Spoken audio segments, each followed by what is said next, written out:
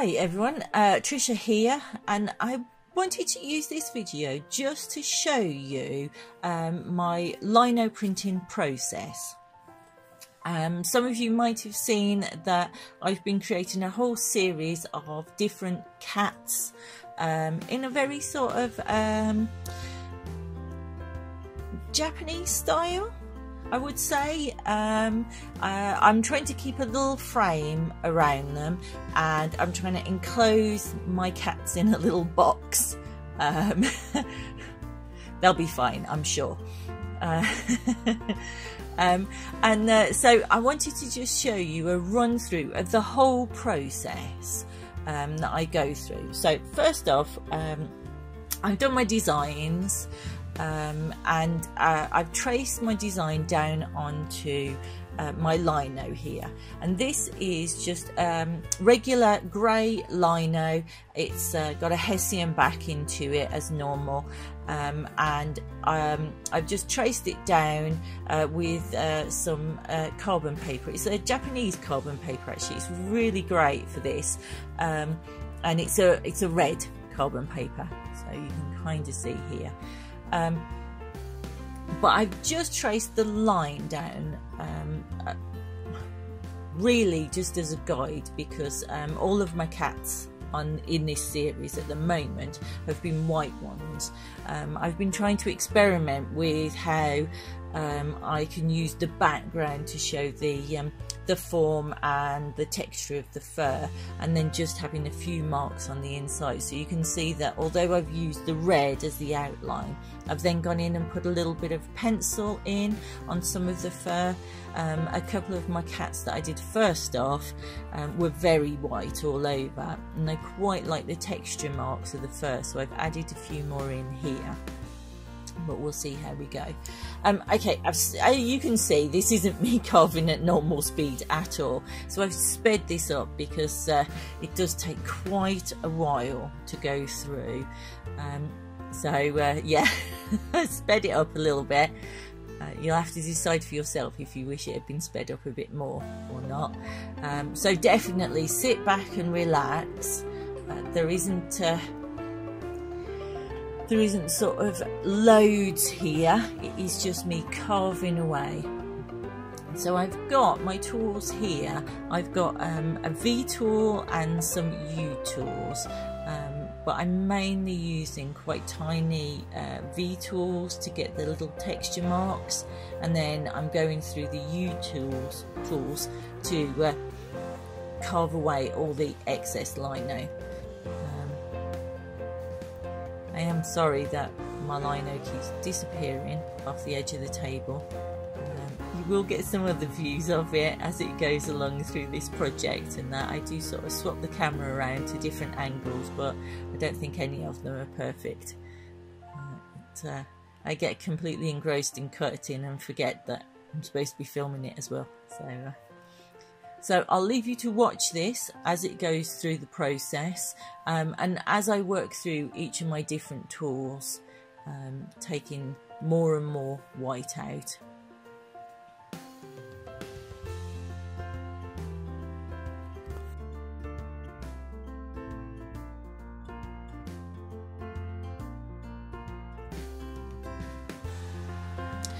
One of the things I should mention, totally forgot, is there on the table, that orange mat. It's a non-slip mat. I got it from somewhere like Poundland or something like that, and it's just a non-slip mat that I've cut up just to put underneath, just to stop my lino from sort of shooting all over the place when I'm carving into it. So that's what that is.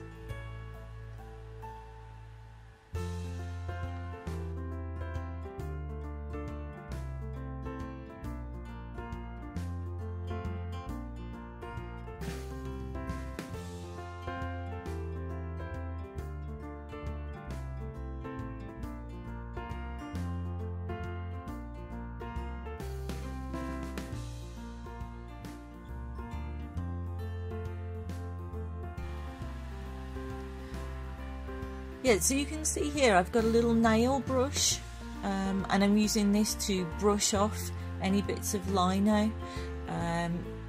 It's really just so that I don't pull on the lino and tug at it and break any pieces off. I'm just brushing across with the nail brush here, and just getting those teeny tiny little fine bits out, especially where I've just done those little furry edges. It's really just sort of getting the tiny fine pieces out. So here I've got a really wide U gouge here, taking out big sections, and I'll work back in several times on this just to get this nice and smooth, just so I don't get any of the noise, any of that sort of fine little marks where my tool marks. I'll come back in and smooth this out, but I'll do that later towards the end.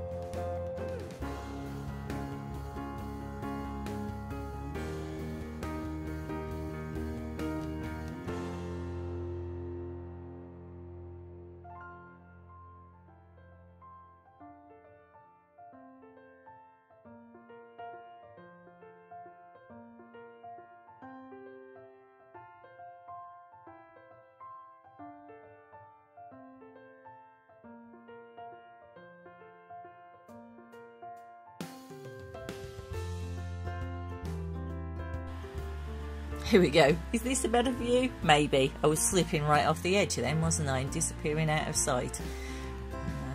So maybe you can see the design a little bit better as well this way. And you can see I'm just using that U tool again. It's quite. It's not my smallest one, but it's quite a small little U tool to just clear away as much lino as I can. I'm not going to actually create marks in there. This is quite a small little print. The whole series that I've done so far are all this size as well. So they're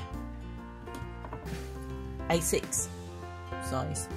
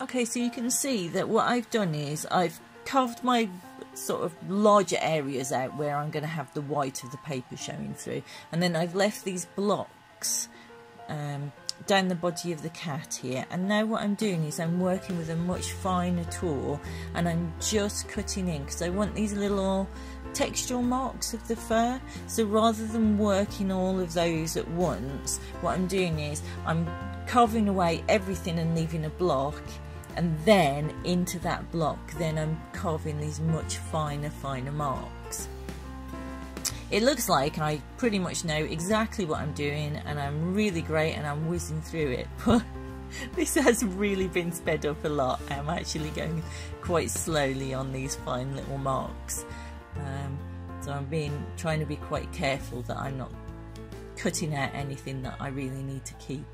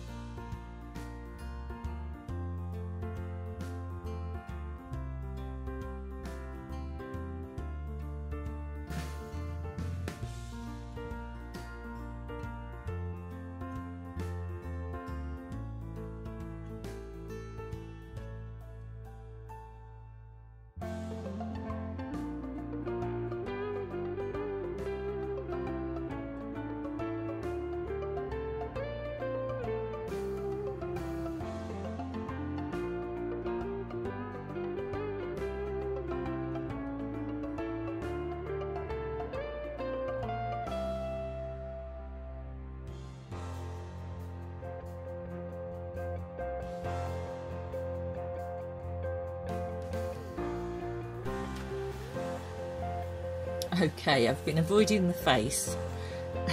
Did you notice? No, you didn't know anything about it. Yeah, I've been avoiding the face, only because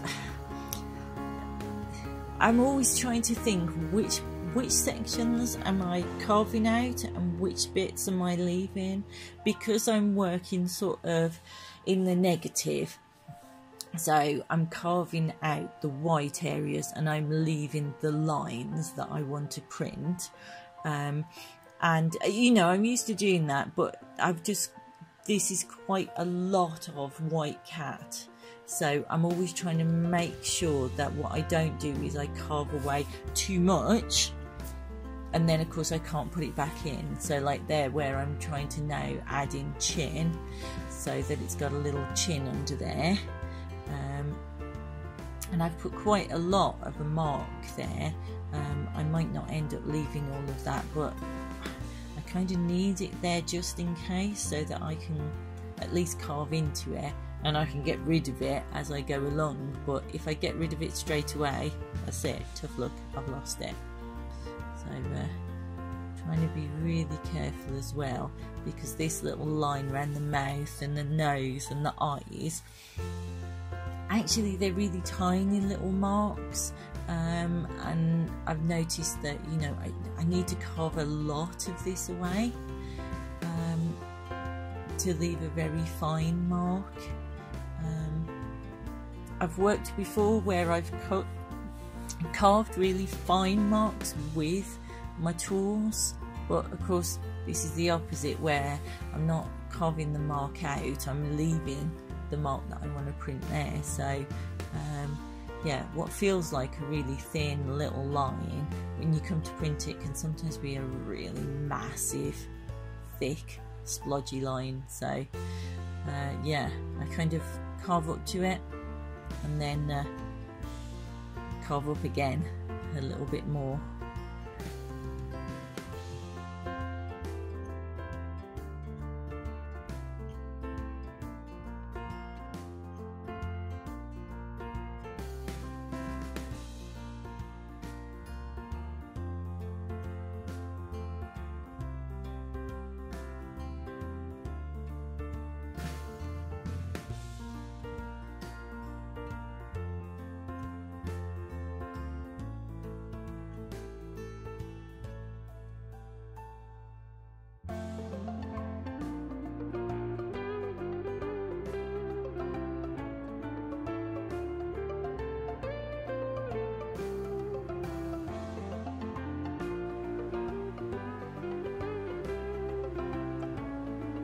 Okay, so I've slowed this back down here, so you can see I'm just trying to check the eye. And one thing that I'm doing is I'm just going over, I've got that's a graphite block, so just a block of graphite pencil, and I'm just rubbing over so I can see the type of mark that's under there. So I just give it a rub over with the flat side of the block, and I can see how much I've left. And that's really useful if you've got tiny areas and you're just trying to see, you know, how much have I got to carve away, or how much have I left. And you'll probably see I do this a couple of times here just to make sure that I haven't took too much off, or also just to check, do I need to take more off? Is there anything else that I need to take off?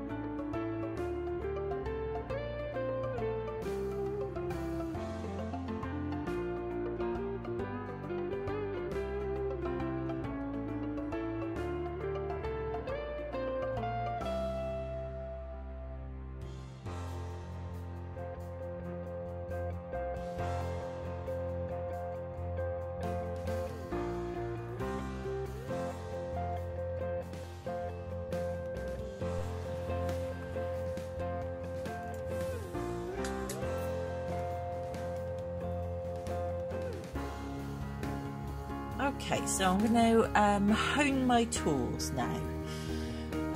So what I'm using here is I'm using a slip strop, it's called. It's by Xcut, and it's a little block. It's got leather here on this section, and then it's got shaped a shaped surface for you to put your different tools in. So this here that I'm using, this is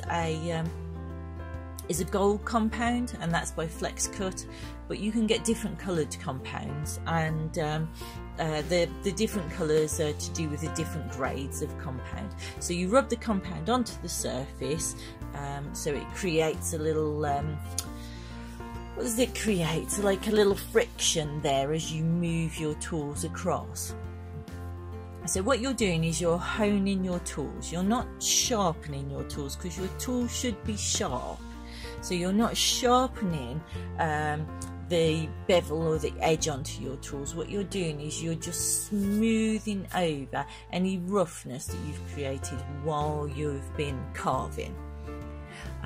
So one of the things that you're going to do is you're going to hold your tool at exactly the same angle that you would carve.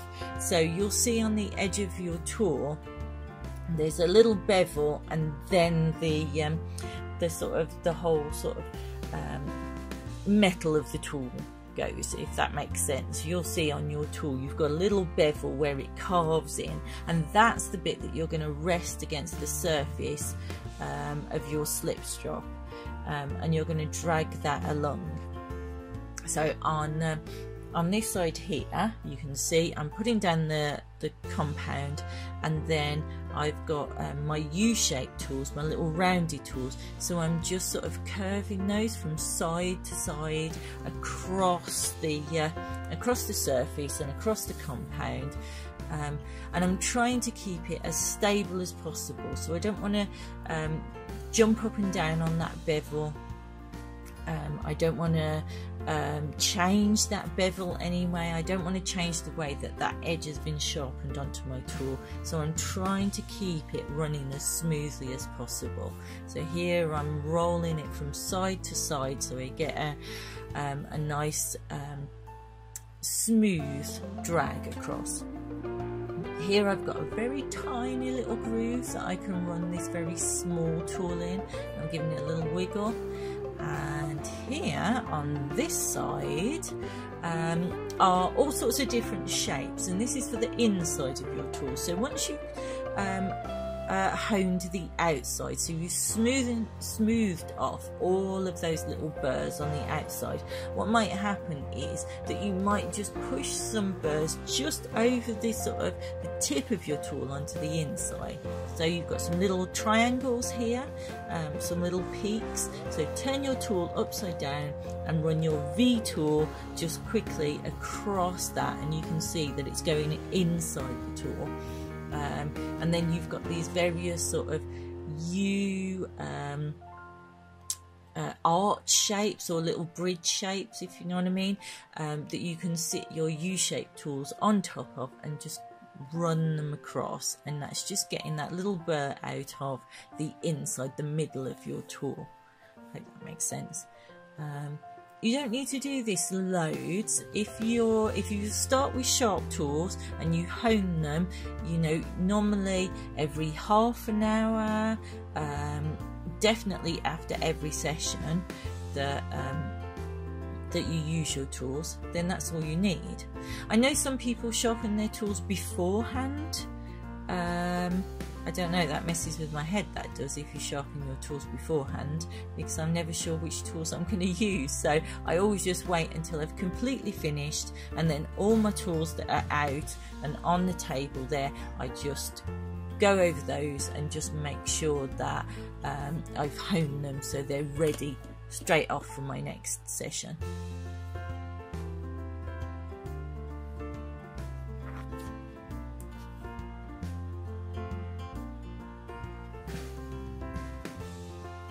Okay, so we're going to start printing now.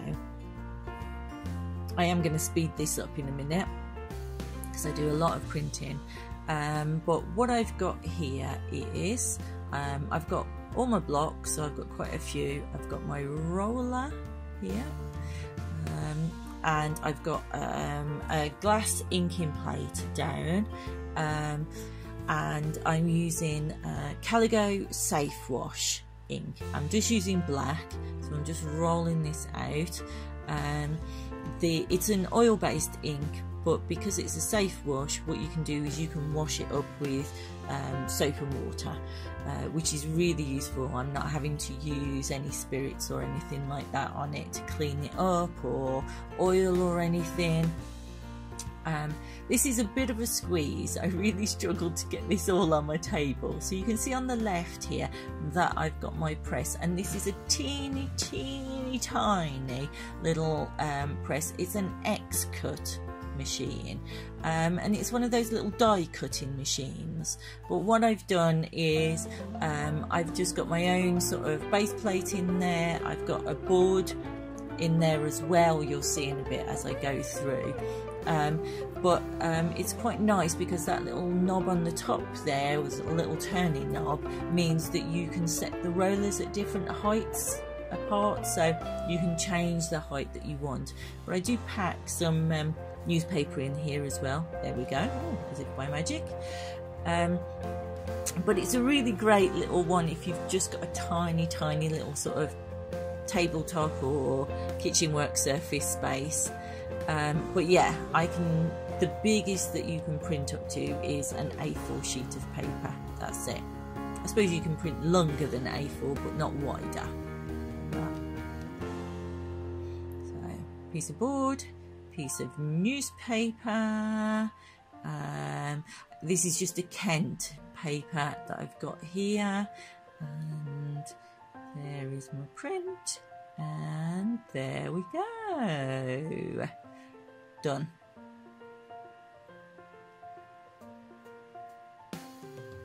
Okay, now it's going to get fast because I'm going to print up all my other plates, and we'll have a look at these. The only thing that I haven't showed you when I was doing the carving was just carving that little border, and I did use a ruler. So I put a ruler down and then I ran my tool sort of along the side to keep it nice and straight, but I just put a little border around all of them. Dun, dun, dun, dun, dun.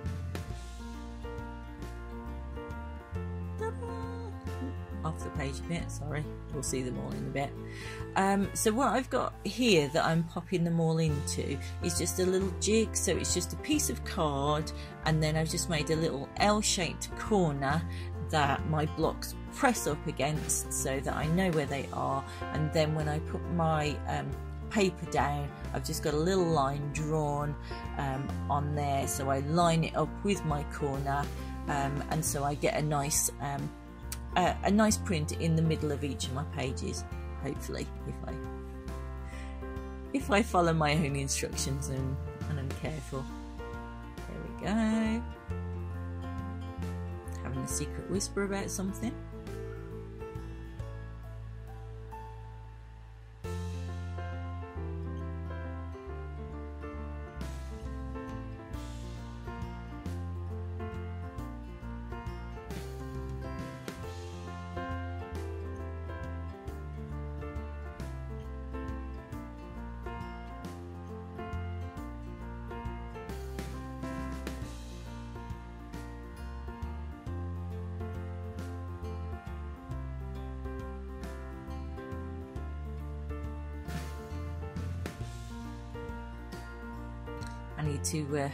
I need to concentrate a bit more on where the camera's actually pointing, don't I? Oh, maybe I'll be better next time. I was thinking that I was pointing it right at the camera. I was getting it right underneath, but never mind.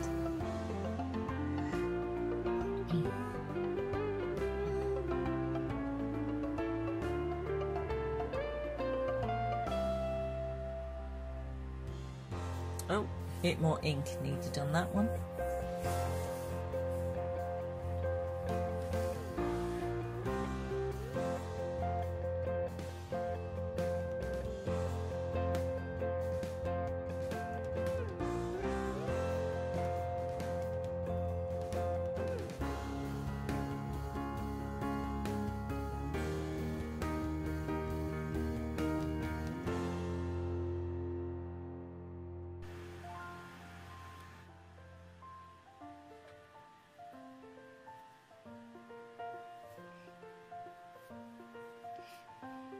here we go then. So this is my little series so far. Maybe I'll add more to it.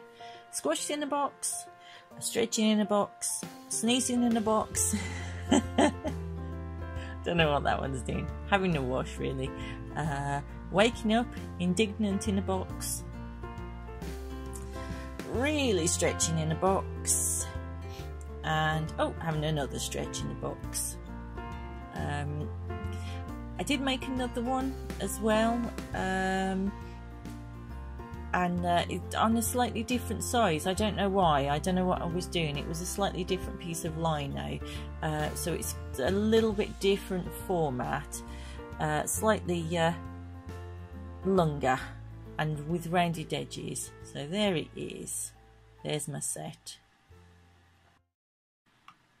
If you're interested in buying any of these cat prints, then do get in touch with me via my website, and I can send you details of those.